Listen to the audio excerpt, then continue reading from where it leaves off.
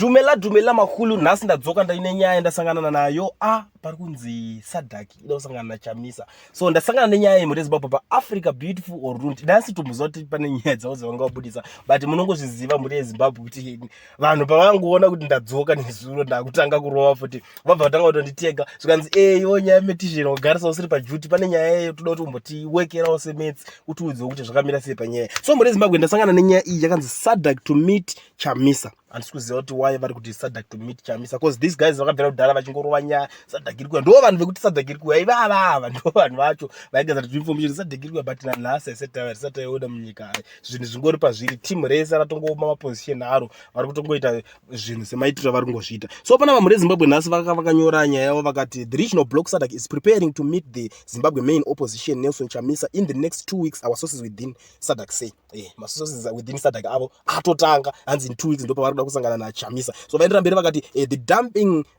after dumping the hugely infiltrated and contaminated Citizen Coalition for Change, Chamisa is in his diary an important meeting date with the regional bloc Sadc to brief them on the latest developments in Zimbabwe. So panapa vari kunzi zvanga zvitorigara zviri padiary pake vakatoziva kuti vari kunosangana chero atosiya Citizen Coalition for Change kuti avazivise machanges. Ndo pavari kutaura madevelopments avari kuita in Zimbabwe apa vanongoita in Zimbabwe politics. So panapa aenderera mberi vakati in Sadc cycles when you talk about the opposition you are talking about Nelson Chamisa.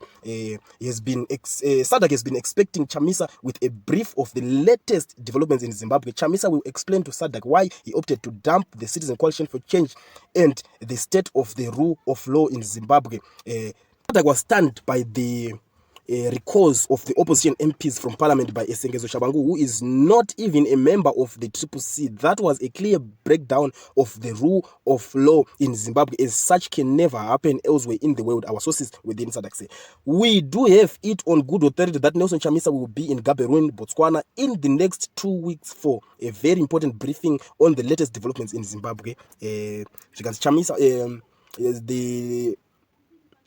is a key figure in the ongoing case before Sadc, in which the regional bloc is dealing with the infringement of democratic processes in Zimbabwe after their COM report on Zimbabwe election said the Zimbabwe election fell short of the revised Sadc guidelines and principles of a democratic 2021. The mistake Emerson Mnangagwa continues to make is that the Sadc COM report on Zimbabwe elections will just go away. It won't. This COM report on Zimbabwe will be dealt with decisively at whatever pace.